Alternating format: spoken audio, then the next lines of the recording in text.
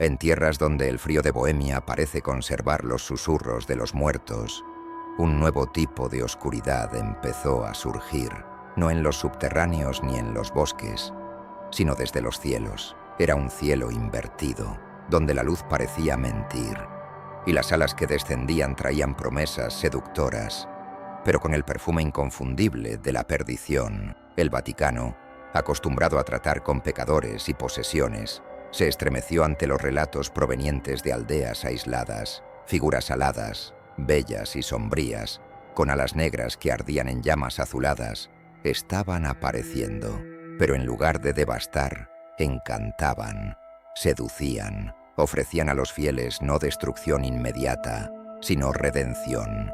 Una redención que exigía la renuncia al libre albedrío y a la fe tradicional. Muchos aceptaban y desaparecían. Ante la amenaza, se abrieron los archivos secretos de la Santa Sede. De sus profundidades emergió una única solución, una orden olvidada, tan temida como necesaria, la Orden de los Lobos. Hombres que cargaban una maldición ancestral, fuerza más allá de lo humano, sentidos aguzados y una naturaleza interior que rozaba el abismo. Eran los perros del Vaticano, convocados solo cuando el mal que surgía no podía comprenderse, solo destruirse. Disfrazados de monjes penitentes, los miembros de la orden partieron en una jornada que los llevaría a atravesar aldeas destruidas, bosques silenciosos y montañas cubiertas por nieblas densas como mentiras antiguas. A cada paso, los símbolos sagrados parecían perder poder, y a cada aullido distante, algo dentro de ellos despertaba, algo que quizá ni siquiera el Vaticano pudiera controlar. Esta es la historia no solo de una misión secreta, sino de un llamado sombrío, una convocatoria no hecha en nombre de la luz, sino del silencio que existe entre las promesas celestiales y los secretos enterrados bajo siglos de fe y miedo. Una historia donde los ángeles no son lo que parecen y los monstruos pueden ser los únicos que todavía luchan por la verdad. Bienvenido a lo oculto, a lo olvidado, a la senda de los lobos. El camino hasta las aldeas afectadas no estaba hecho solo de piedra, barro y nieve. Estaba trazado por memorias distorsionadas que parecían impregnarse en los propios huesos de los viajeros. Los lobos de la orden, ocultos bajo mantos de monjes penitentes, caminaban con la cabeza gacha y los ojos atentos. Cada paso era vigilado, incluso cuando nada se veía entre los árboles retorcidos de la profunda Bohemia. Era como si el propio suelo los alertara. Aquello a lo que se enfrentarían no era de este mundo, ni tampoco de la dimensión infernal descrita en los sermones. El grupo estaba liderado por Frater Lucianus, un veterano de la orden, conocido entre los suyos por contener al lobo dentro de sí con la fuerza de una fe ya resquebrajada, pero nunca rota. Sus ojos no cargaban esperanza, sino una aceptación amarga del papel que el destino le había reservado, ser arma y escudo, incluso cuando la guerra ya no tenía sentido. Al atravesar la primera aldea maldita, llamada Kostelec, no encontraron más que cenizas. Las casas habían sido abandonadas a toda prisa, pero no había señales de lucha, no había sangre, no había cuerpos, solo el vacío y símbolos angelicales tallados en madera carbonizada, distorsionados como si una verdad más antigua y cruel se hubiera superpuesto a la fe de los habitantes. Los pocos sobrevivientes hallados vagaban como marionetas, ojos abiertos, pero sin brillo. Cuando se les preguntaba, murmuraban palabras inconexas sobre la luz azul que habla, las alas que cantan promesas y la paz que llega después del sí. Cuando se les interrogaba más a fondo, entraban en un estado de catatonia o simplemente sonreían. Una sonrisa que helaba hasta los huesos de los guerreros más endurecidos de la orden. La segunda aldea, Zlenice, parecía aún habitada, pero lo que los lobos encontraron fue una parodia de humanidad. Familias enteras rezando en silencio absoluto ante altares improvisados, donde imágenes angelicales de ojos vacíos sustituían a los santos. cuando los monjes lobo intentaron purificar el lugar. Las figuras humanas simplemente desaparecieron en las sombras, como si fueran parte de un teatro que se disolvía al ser expuesto. Fue entonces cuando comenzaron las señales. Durante la noche, los lobos se sentían observados, no por ojos escondidos en las tinieblas, sino por algo que flotaba arriba, como si el cielo estuviera vivo, respirando, esperando. Sueños comunes empezaron a ser compartidos entre ellos. Visiones de ángeles de alas negras envueltos en fuego azul, extendiendo las manos como si quisieran salvarlos, no destruirlos. Y en esas visiones, la duda se instalaba. Lucianus percibió el cambio. Sus hermanos estaban distintos, demasiado silenciosos. Algunos murmuraban oraciones desconocidas al dormir. Otros ya no respondían a los ritos de protección que antes los mantenían unidos. La jornada, en lugar de purificar, parecía despertar algo hacía mucho adormecido en cada uno de ellos. En la aldea siguiente, Chesca Escalise, encontraron un campo de cruces retorcidas, pero no eran cruces cristianas, eran símbolos angelicales, torcidos como espirales y estrellas llameantes, todos orientados hacia el centro de una antigua capilla. Al entrar, el olor era a incienso quemado, pero había algo metálico en el aire, como sangre. En el altar, una escultura gigantesca de un ángel alado, cubierta por velos, con las alas hechas de espejos negros, reflejaba versiones distorsionadas de los visitantes. Y entonces oyeron la música. Era baja, casi imperceptible, como una canción de cuna cantada en el fondo del mar, pero atravesaba la carne, susurrando verdades que no debían oírse. Prometía liberación, decía que los malditos no eran los lobos, sino quienes los usaban. Prometía redención no por la fe, sino por la aceptación de la propia esencia. Lucianus ordenó la destrucción de la estatua y de la capilla, pero cuando se encendió el fuego, los espejos estallaron en llamas azules, revelando por breves segundos rostros que lloraban, pero sonreían al mismo tiempo, rostros de ángeles. A la mañana siguiente, 2 miembros de la orden desaparecieron sin dejar rastro. Solo se encontraron sus mantos, doblados cuidadosamente junto a símbolos angelicales dibujados con sus propias garras sobre la tierra helada. Era claro, no solo estaban siendo observados, estaban siendo probados, elegidos. Lucianus, atormentado, comenzó a revisar los antiguos textos de la orden. Encontró referencias oscuras a seres que cayeron no por orgullo, sino por compasión, ángeles que se negaron a contemplar el dolor humano y decidieron interferir. Por ello fueron condenados, exiliados entre dimensiones, y ahora, de algún modo, habían encontrado una brecha, un eco, un llamado. Los lobos estaban en el centro de ese llamado, y el verdadero enemigo, quizá, aún no había mostrado el rostro. Fue al atardecer, cuando el cielo se teñía de un violeta enfermizo y la luz parecía pesar más que iluminar, que los ángeles caídos se rebelaron. No hubo clarín ni trompetas, solo un silencio repentino, denso como terciopelo empapado en sangre antigua, cubriendo los bosques alrededor de la aldea abandonada de Ostinne. Los lobos de la orden habían montado campamento en las ruinas de una iglesia desconsagrada, rodeados de columnas rotas y vitrales hechos añicos que ya no contaban historias de salvación, sino que reflejaban pesadillas retorcidas a la luz del crepúsculo. Cuando la temperatura cayó de repente, más de lo normal para aquella altitud, Lucianus supo que había llegado el momento. Descendieron de los cielos como espectros de otra realidad, figuras aladas, altísimas, envueltas en mantos de sombra centelleante. Las alas, negras como la ausencia de tiempo, ardían con un fuego azul que no producía calor, solo un brillo hipnótico. Sus rostros eran humanos, bellos en exceso, pero cada rasgo era demasiado perfecto, como si la humanidad misma hubiera sido superada. y en sus ojos había una tristeza tan profunda que parecía anterior a la creación.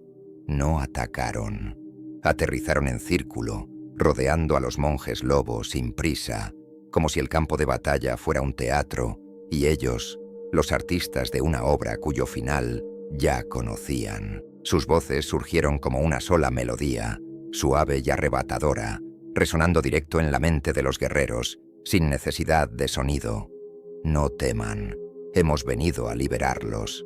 Algunos lobos cayeron de rodillas, tomados por una emoción que no comprendían. Otros cerraron los puños, sintiendo instintivamente la proximidad del peligro. Pero fue Lucianus quien se mantuvo firme, los ojos fijos en la figura central, el más alto, el de alas más amplias, cuya luz oscilaba entre el azul y el dorado, como si aún existiera dentro de él un vestigio de lo que fue algún día. Se presentó como Helion y dijo que no había guerra, solo verdad. Ustedes fueron traicionados, criaturas poderosas, condenadas a luchar contra aquello que los haría libres. Nosotros somos quienes caímos no por rebelión, sino por amor a la humanidad. Venimos a ofrecerles lo que su fe les negó: entendimiento, redención, elección. Las palabras eran peligrosas.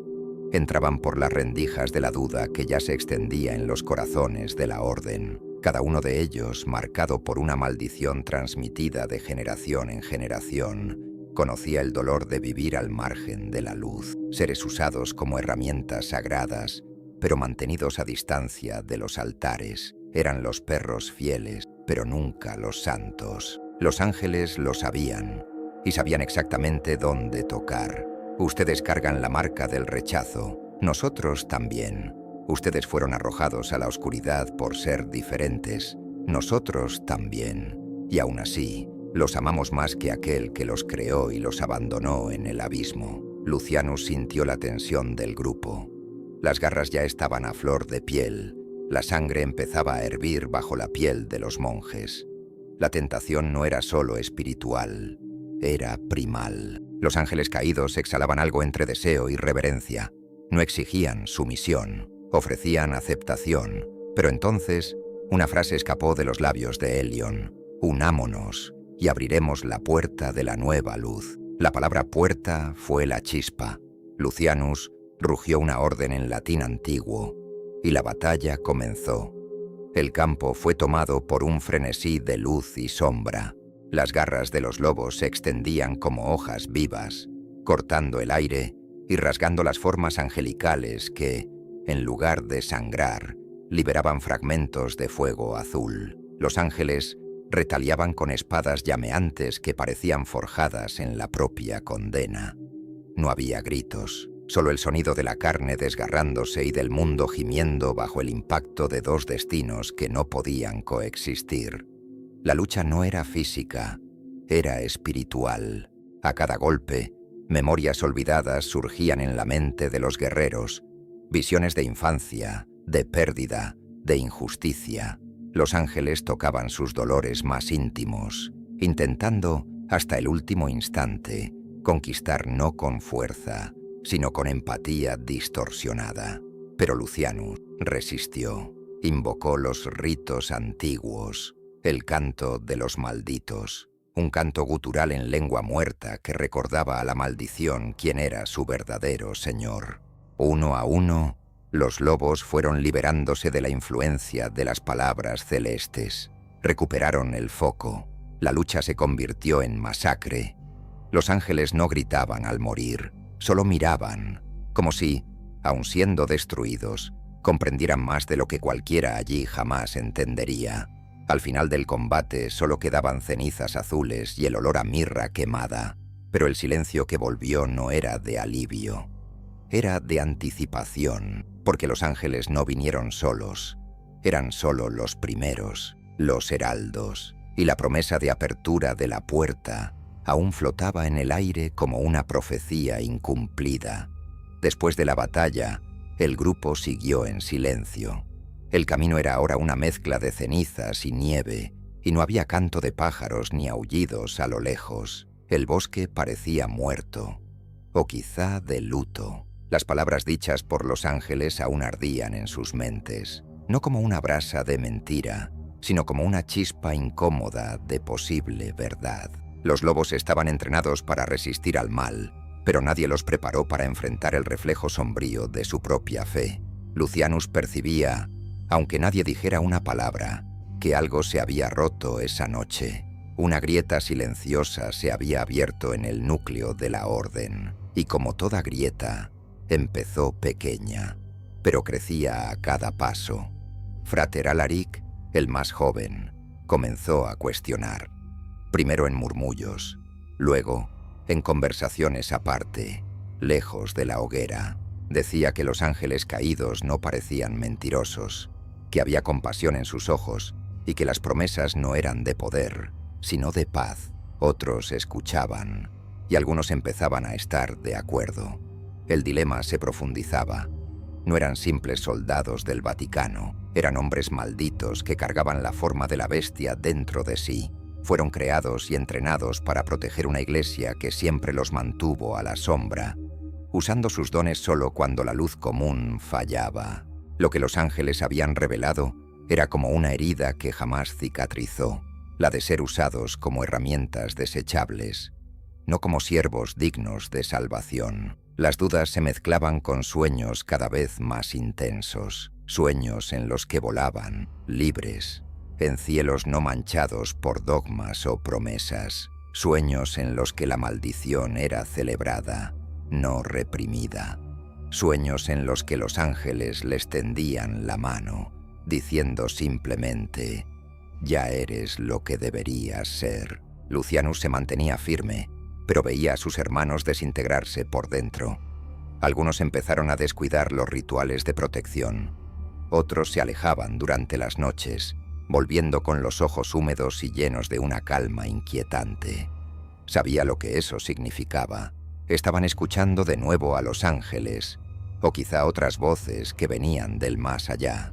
Los intentos de reconducirlos a la doctrina de la orden fracasaron. Frater Emil, antes uno de los más disciplinados, confrontó a Lucianus directamente, diciendo que tal vez el verdadero pecado fuera seguir sirviendo a una fe que les negaba la redención.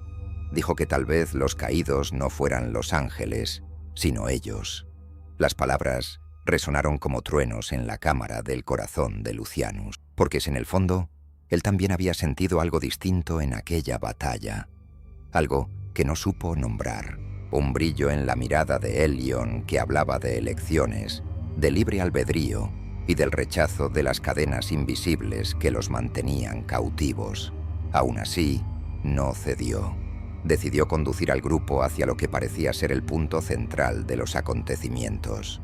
Un monasterio abandonado en las montañas de Krkonosze, conocido en los registros antiguos como el claustro de la vigilia eterna. Allí, se decía que antiguos monjes mantenían contacto directo con entidades celestiales. Era un lugar de portales, entre el mundo y lo que está más allá. Mientras avanzaban, el grupo menguaba. No por muerte, sino por deserción. 2 hermanos huyeron durante la madrugada, dejando atrás solo sus amuletos de plata derretidos. Otro simplemente se arrodilló ante una estatua angelical cubierta de musgo y se negó a continuar, diciendo que ya había encontrado la paz. Lucianus, cada vez más solo en su convicción, veía los ojos de los restantes volverse indistintos de la niebla. Ya no sabía en quién confiar, y tal vez ni en sí mismo. Cierta noche, al acampar cerca de una cripta olvidada, fue visitado por una aparición, Helion.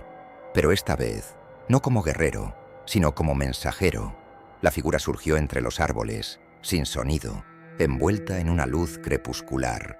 Sus alas estaban plegadas y su expresión era serena, como la de un padre viendo a su hijo resistirse a un abrazo. «Sabes la verdad, Luciano. Aquel a quien sirves te envió a morir, no a vencer. Los usan como piezas y los descartan cuando el tablero cambia. Nosotros queremos liberarlos, queremos que elijan». Lucianus, tomado por la ira y el miedo, intentó atacarlo, pero su brazo se congeló en el aire. Helion No resistió. Solo lo tocó en la frente, susurrando: «Cuando llegue la hora, recuerda quién te ofreció libertad y quién te impuso cadenas». Y desapareció. Lucianus cayó de rodillas, el cuerpo temblando, no por debilidad física, sino por la batalla invisible que empezaba a intensificarse dentro de él. Ya no luchaba solo contra los ángeles, sino contra su propia fe, su propia misión, su propia identidad. Y lo que temía más que cualquier poder de los cielos o de las tinieblas era que Helión tuviera razón. La senda hasta el claustro de la vigilia eterna era un esqueleto de piedra que serpeaba entre acantilados cubiertos por una niebla espesa, casi viva. El viento aullaba en las grietas de las montañas, como si cargara memorias de quienes ya habían intentado llegar allí y nunca volvieron. El grupo restante de lobos caminaba en silencio sepulcral, ahora reducido a menos de la mitad. Sus rostros estaban envejecidos no por el tiempo, sino por el peso de la duda. Incluso el aire parecía tener mayor densidad, exigiendo más esfuerzo para cada respiración, como si el lugar desafiara la propia existencia. Cuando por fin llegaron a las puertas del monasterio, encontraron las inmensas hojas de madera cerradas y cubiertas de marcas angelicales invertidas. Símbolos que antes significaban protección, ahora parecían ser portales en sí, abiertos no para entrar, sino para lo que deseaba salir.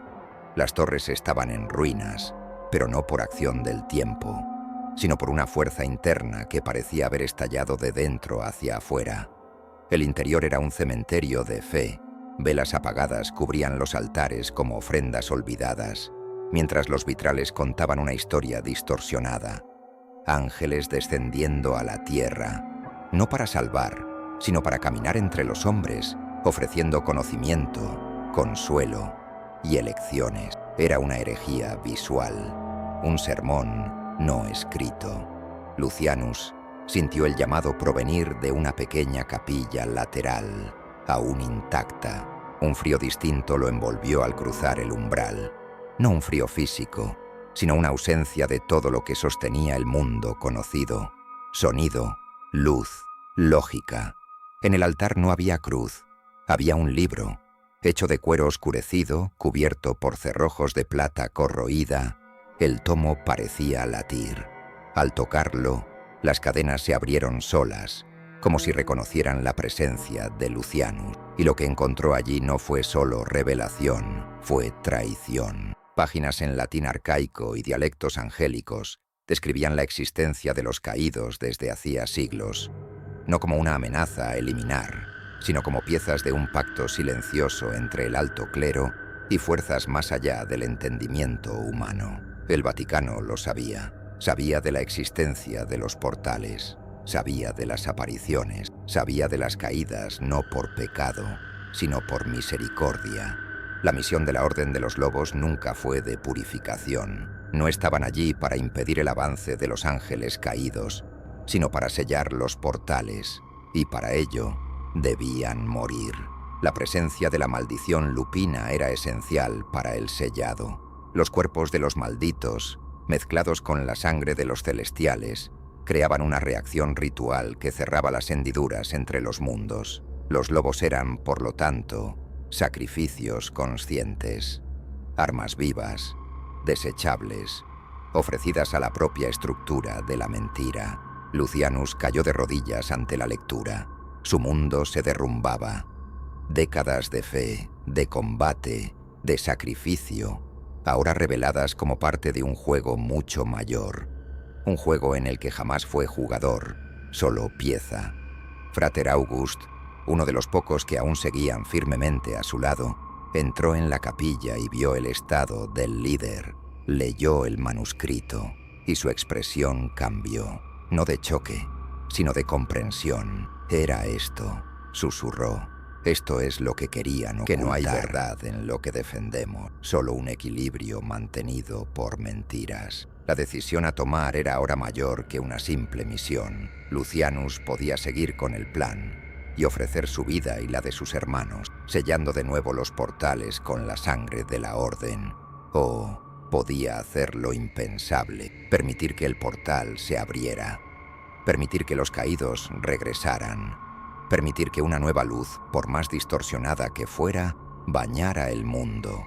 Pero había más. Al fondo de la capilla, detrás del altar, había una escalera de piedra que descendía. Allí, Lucianus encontró una celda, y dentro de ella, un prisionero olvidado. Un anciano, ciego, con la piel marcada por símbolos idénticos a los usados por los ángeles. Se presentó como Ioel, el último escriba de la orden original que fundó el claustro. Su crimen: haber intentado alertar al mundo sobre el verdadero papel de los caídos. Ioel explicó que los ángeles que ahora aparecían no eran invasores, eran exiliados, exiliados por una guerra celestial librada mucho antes de la creación del hombre. Una guerra en la que lo que estaba en juego no era la obediencia, sino la compasión. Los caídos eligieron descender porque creían que el sufrimiento humano no podía ser ignorado. Fueron castigados por ello, y ahora, con el velo entre los mundos debilitado, intentaban volver, no como conquistadores, sino como redentores rechazados. Lucianus, con los ojos ardiendo, preguntó: ¿por qué no dicen eso claramente? ¿Por qué seducen con promesas y no simplemente muestran la verdad? Ioel sonrió con tristeza, porque la verdad, dicha sin preparación, destruye. Debe ser sentida, no oída. Y la mayoría de los corazones humanos prefiere la mentira cómoda a la verdad dolorosa. Cuando Lucianus regresó al grupo, ya no era el mismo. Había algo en su mirada.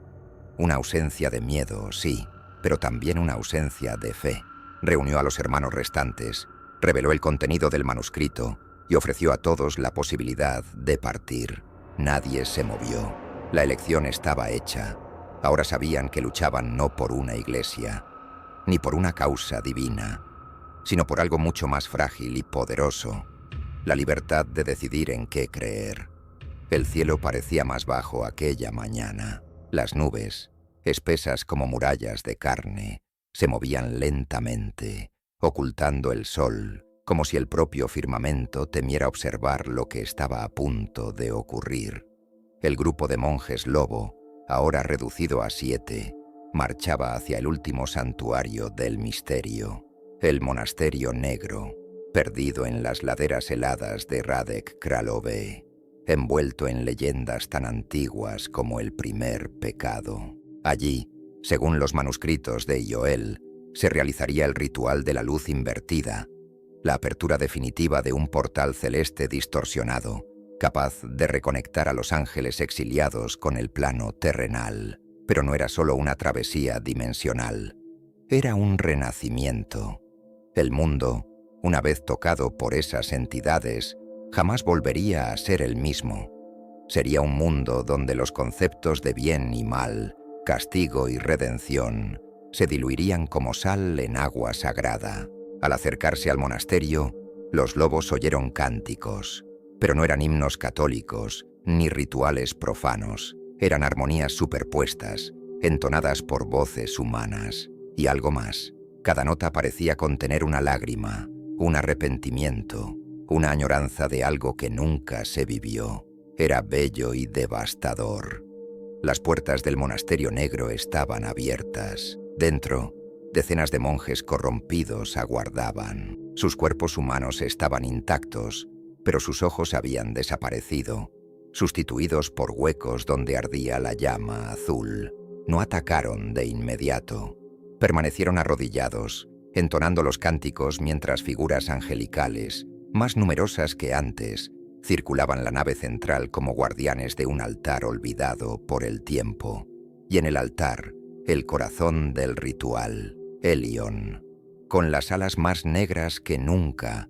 Su luz interna ahora oscilaba entre el azul espectral y el blanco radiante. En sus manos sostenía un fragmento de cristal vivo, una esquirla del firmamento, arrancada de una grieta dimensional abierta entre los mundos. Lucianus entró en el salón con la mirada firme, pero el alma hecha pedazos. Elion lo observó con una mezcla de ternura y admiración. Había respeto entre ellos, aunque el abismo entre sus propósitos fuera insalvable. «Has venido», dijo el ángel. «Sabía que vendrías, no para impedir, sino para atestiguar». Lucianus no respondió con palabras. Gritó el nombre antiguo de la orden, activando los ritos de transformación. En segundos, el lobo dentro de él despertó. Pelaje oscuro como carbón quemado, ojos dorados en furia ritual. Los demás siguieron el gesto. El templo se llenó de rugidos. La batalla final comenzó. Los monjes corrompidos fueron los primeros en caer. Aunque numerosos, estaban vinculados al canto, y cuando este fue interrumpido por un aullido lacerante, entraron en convulsión, dejando sus cuerpos colapsar como marionetas desconectadas. Los ángeles, sin embargo, eran distintos. Ya no eran los mismos encontrados en las aldeas. Habían evolucionado. Sus formas oscilaban entre lo sagrado y lo monstruoso, como si la tensión entre sus naturalezas los fragmentara en diferentes dimensiones al mismo tiempo. Sus armas estaban hechas de pensamiento, herían con memorias, desgarraban con visiones de futuros posibles. Uno de los lobos fue alcanzado por una de esas lanzas psíquicas y cayó, no con dolor, sino con una sonrisa de quien ha reencontrado algo perdido hace mucho. Lucianus avanzaba con furia silenciosa. Su misión ahora era impedir la apertura del portal, no por el Vaticano, no por la humanidad, sino por elección, por libre albedrío, por la simple idea de que el mundo no estaba listo para esa verdad. Al llegar al altar, Elion lo aguardaba, sereno. «Aún no entiendes. Yo no soy tu enemigo, soy el puente. No necesitamos puente alguno», respondió Lucianus. «Necesitamos valor para enfrentar lo que ya somos». Se enfrentaron no con armas, sino con alma. El cuerpo del lobo atacaba, pero era dentro de la mente donde ocurría la verdadera guerra. Elion ofrecía visiones de un mundo curado, de lobos andando bajo la luz del día, de templos abiertos para todos, humanos, celestiales, malditos. Lucianus veía belleza, pero también veía control, y entonces tomó su decisión. Con un grito primal, el lobo se lanzó sobre el cristal del firmamento. El toque sería fatal, pero necesario. El choque entre la maldición lupina y la esencia angelical del cristal era la clave del sellado. Ese era el plan que el Vaticano había ocultado. Usar a los lobos como fusibles del velo dimensional. El impacto lanzó una ola de energía que hizo estallar el altar en 1000 fragmentos de luz azul y negra. El portal, que se abría como una flor invertida detrás del trono de Elion, tembló, vaciló y comenzó a colapsar. Elion intentó impedirlo, pero Lucianus lo sujetó y con su último aliento de fuerza se arrastró con él hacia el interior del portal inestable. Luz, dolor, silencio, y el monasterio se derrumbó sobre sí mismo. Cuando los primeros rayos de la mañana rasgaron las nubes sobre las montañas de Radek Kralove, todo lo que quedaba del monasterio negro era un campo de piedras humeantes. Ningún canto resonaba ya, ningún brillo azul, ninguna presencia alada. El Vaticano, como siempre, se movió con rapidez. Envió emisarios, quemó archivos, reconstruyó registros. Oficialmente, una peste antigua se habría extendido por aldeas olvidadas, y el monasterio, condenado a la ruina, fue purificado con fuego sagrado. Los cuerpos de los lobos jamás fueron encontrados, ni los de los monjes, ni siquiera vestigios del cristal celestial. La orden de los lobos fue silenciada en los registros, sus símbolos retirados de los grimorios, sus hazañas enterradas junto con la duda. Pero los que sobrevivieron, pocos, mudos y con ojos que jamás volvieron a ser los mismos, cargaban ahora la verdad y un silencio más pesado que cualquier confesión. Sabían que el mundo había sido tocado por algo que no debía despertarse y que alguien, en algún lugar más allá del velo, aún esperaba una nueva oportunidad de retorno. Lucianus Nunca volvió. Pero dicen que, en noches de luna llena, cuando el viento sopla del norte y las iglesias permanecen extrañamente silenciosas, es posible oír un aullido, solitario, cargado de dolor y gloria, que resuena entre las piedras frías de las montañas, un sonido que no pide salvación, sino comprensión. Las leyendas locales hablan de un espíritu lobo que guarda los antiguos caminos, protegiendo a los inocentes de aquello que un día casi regresó.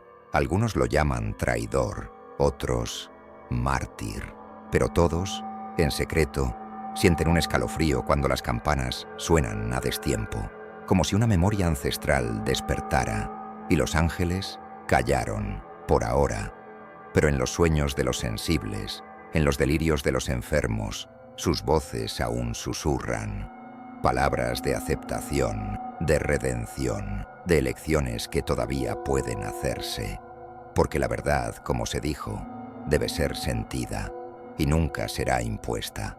El mundo sigue, pero nunca volverá a ser el mismo. Las respuestas que buscas están en las preguntas que nadie se atreve a hacer.